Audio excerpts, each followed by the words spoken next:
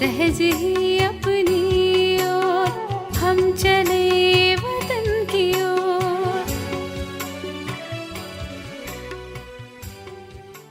ஓம் சாந்தி 3/5/1972 அவ்யக்த பாப்தாதா மதுபன்.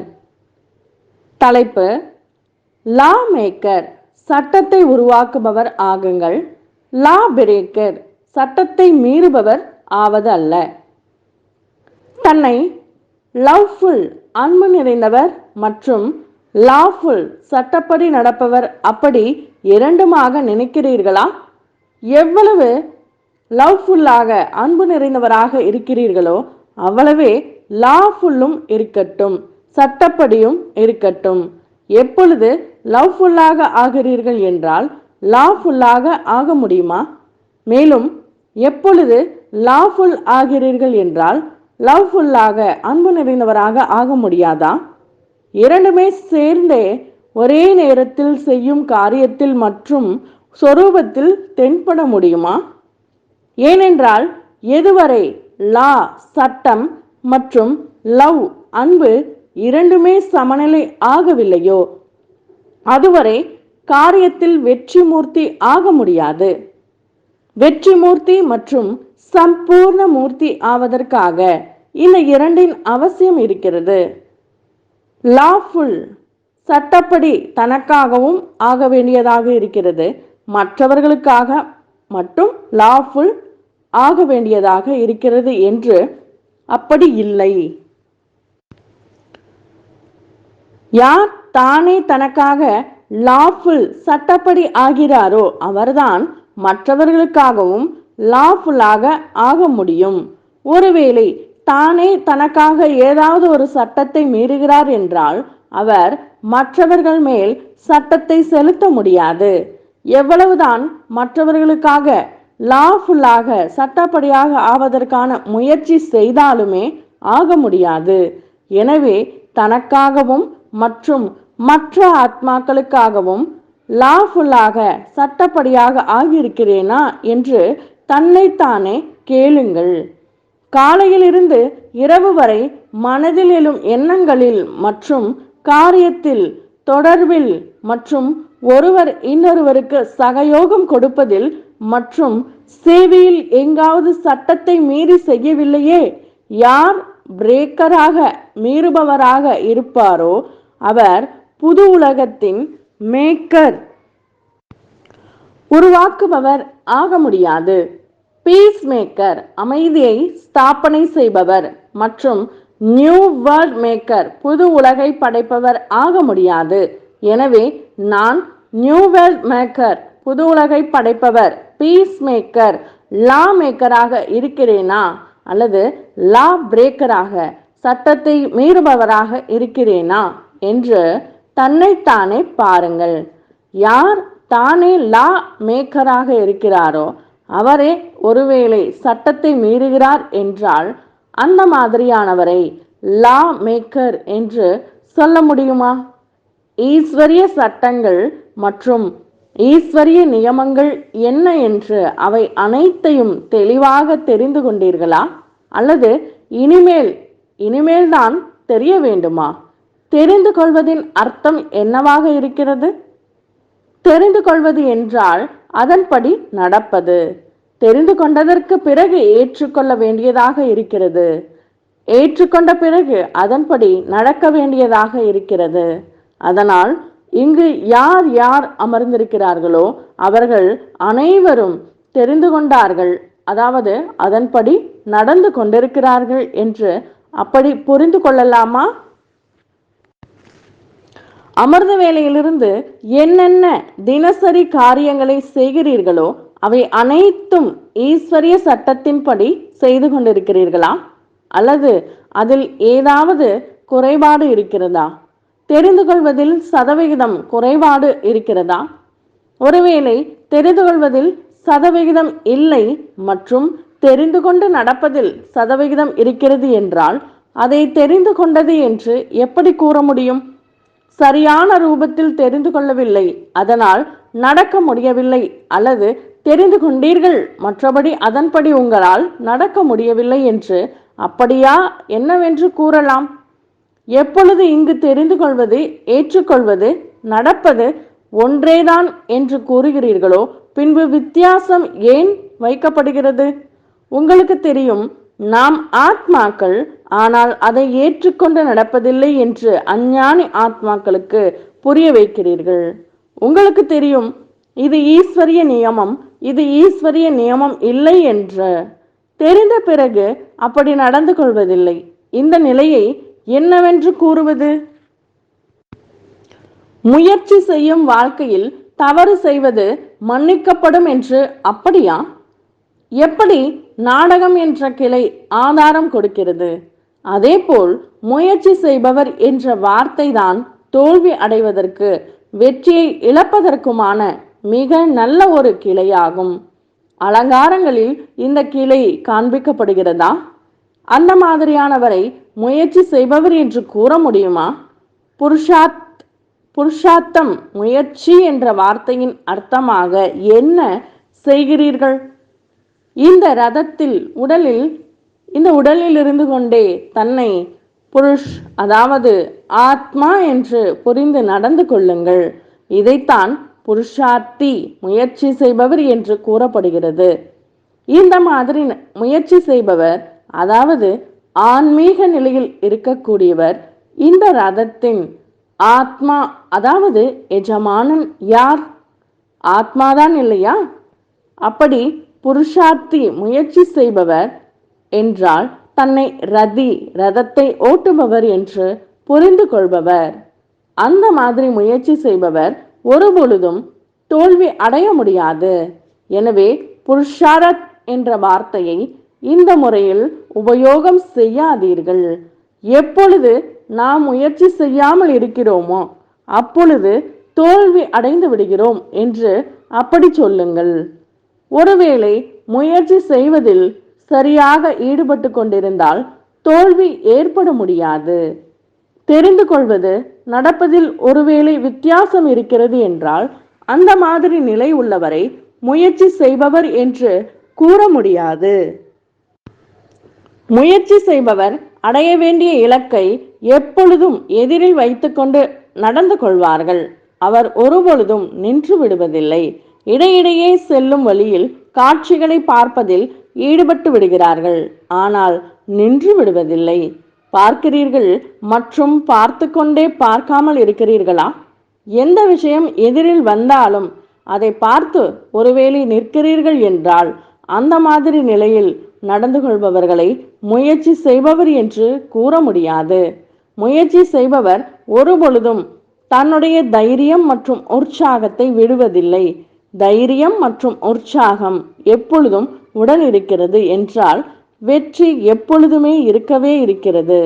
எப்பொழுது தைரியமற்றவர்களாக ஆகிறீர்கள் மற்றும் உற்சாகத்திற்கு பதிலாக ஏதாவது ஒரு வகையில் சோம்பேறித்தனம் எப்பொழுது வருகிறதோ அப்பொழுதுதான் தோல்வி ஏற்படுகிறது. மேலும் சிறிய தவறு செய்வதனால் லாஃபுல் ஆவதற்கு பதிலாக, சட்டப்படி நடப்பவர் ஆவதற்கு பதிலாக, தானே லா மேக்கராக இருந்த போதிலும் சட்டத்தை உடைப்பவராக ஆகிவிடுகிறீர்கள். அந்த சின்ன தவறு எது? ஒரு எழுத்து பிழையால் ஏற்பட்ட தவறாகும். ஒரு எழுத்து பிழையால் லா மேக்கருக்கு பதிலாக லா பிரேக்கராக ஆகிவிடுகிறார்கள். அந்த ஒரு பிழையின் வித்தியாசத்திற்குரிய வார்த்தை சிவம் என்பதற்கு பதிலாக சவம் என்று பார்க்கிறீர்கள். சவத்தை பார்ப்பதினால் சிவத்தை மறந்து விடுகிறீர்கள். சிவம் வார்த்தை மாறி விஷம் ஆகிவிடுகிறது. விஷம் விகாரங்களின் விஷமாகும். ஒரு எழுத்து பிழை வித்தியாசத்தினால் தலைகீழாக ஆகிவிடுவதனால் விஷம் நிரம்பி விடுகிறது. அதன் விளைவு கூட அப்படியே வெளிப்படுகிறது. தவறுதல் ஆகிவிட்டால் விளைவு கூட அவசியம் தவறானதுதான் வெளியாகும். எனவே ஒருபொழுதும் சத்தை பார்க்காதீர்கள், அதாவது இந்த உடலை பார்க்காதீர்கள்.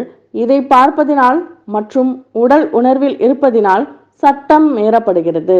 ஒருவேளை இந்த சட்டத்தில், அதாவது சவத்தை பார்க்க கூடாது, சிவனை பார்க்க வேண்டும் என்பதில் ஒருபொழுதும் எப்பொழுதும் தன்னைத்தானே நிலைத்திருக்க செய்தீர்கள் என்றால் ஒருபொழுதும் எந்த விஷயத்திலும் தோல்வி ஏற்பட முடியாது. மாயா உங்கள் மேல் போரிடாது. எப்பொழுதும் மாயா போரிடுகிறது என்றால் தோல்வி ஏற்படுகிறது. ஒருவேளை மாயா போரிடவே இல்லை என்றால் தோல்வி எப்படி ஏற்படும்? எனவே தன்னைத்தானே தந்தை மேல் ஒவ்வொரு எண்ணத்திலும் பலியானவராக ஆக்குங்கள். எண்ணத்தில் கூட ஒருவேளை தந்தை மேல் பலியானவராக இல்லை என்றால் எண்ணம் காரியத்தில் வந்து தோல்வியை கொடுத்து விடுகிறது. எனவே ஒருவேளை தன்னை சட்டத்தை உருவாக்குபவர் என்று நினைக்கிறீர்கள் என்றால் ஒருபொழுதும் இந்த சட்டத்தை மீறாதீர்கள். இப்பொழுது என்ன எண்ணம் உருவானதோ அது தந்தை மேல் பலியாவதற்கு தகுதியானதாக இருக்கிறதா என்று சோதனை செய்யுங்கள். ஒருவேளை வீணான எண்ணம், தீய எண்ணம் இருக்கிறது என்றால் தந்தை மேல் பலியாக முடியாது, தந்தையும் ஏற்றுக்கொள்ள முடியாது. உயர்ந்ததிலும் உயர்ந்த தந்தை முன்பு என்ன காணிக்கை கொடுக்க வேண்டும் என்பதையோ புரிந்திருக்கிறீர்கள் இல்லையா? ஒவ்வொரு எண்ணத்திலும் உயர்ந்ததை நிரப்பிக்கொண்டே செல்லுங்கள்.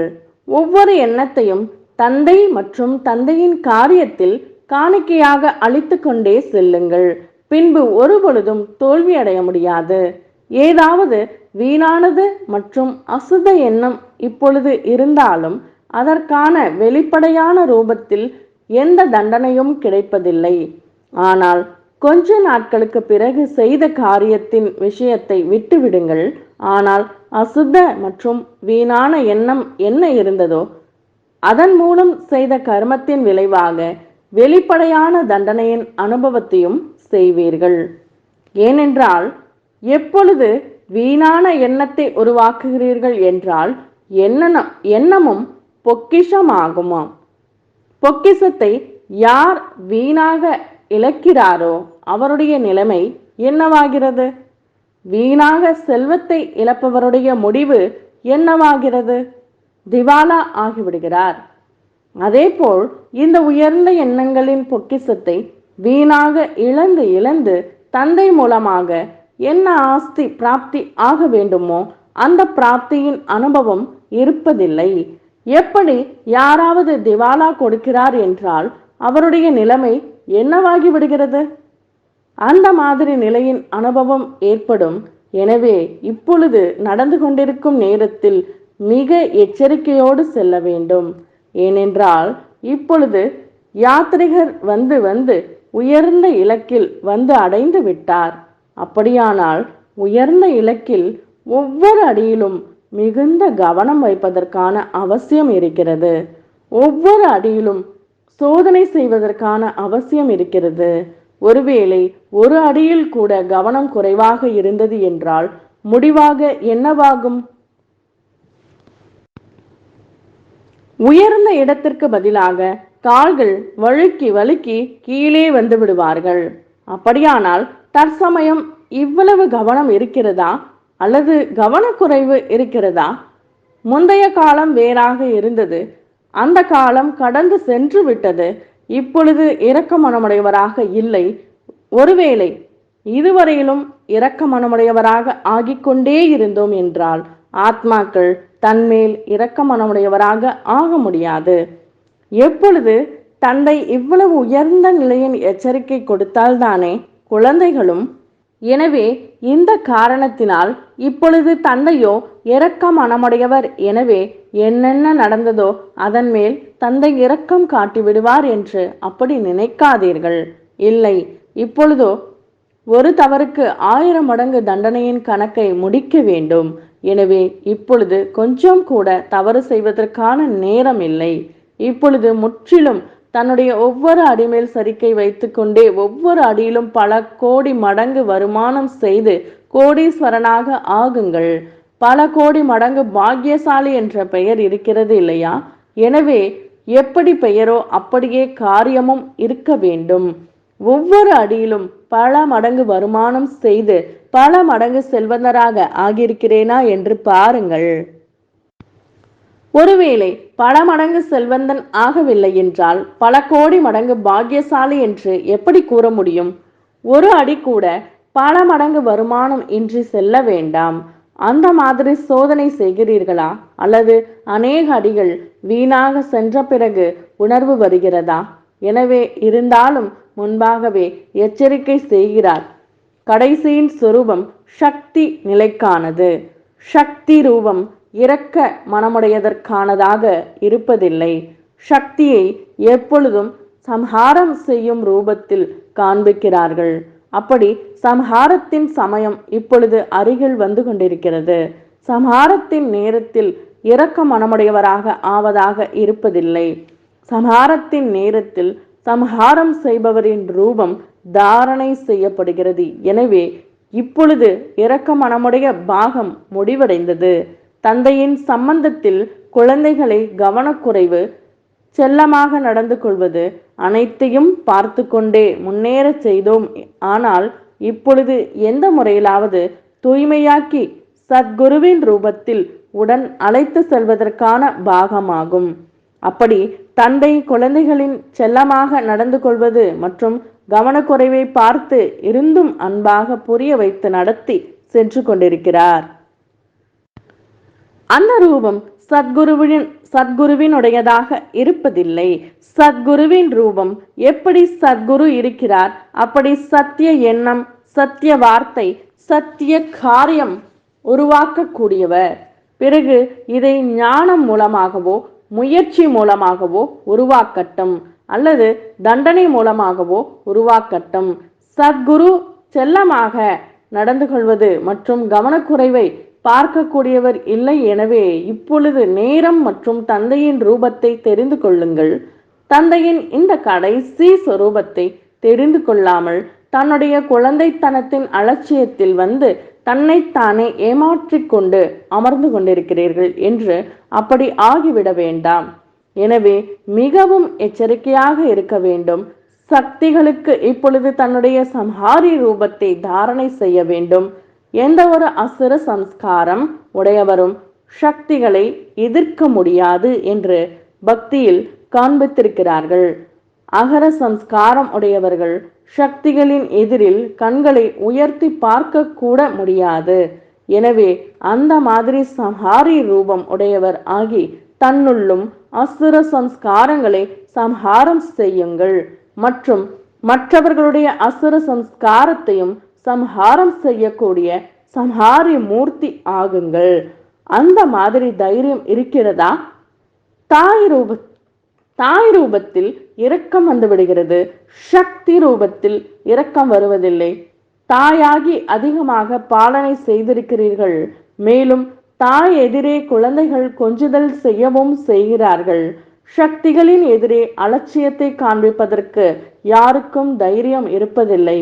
தனக்காகவும் இப்பொழுது சம்ஹாரி ஆகுங்கள்.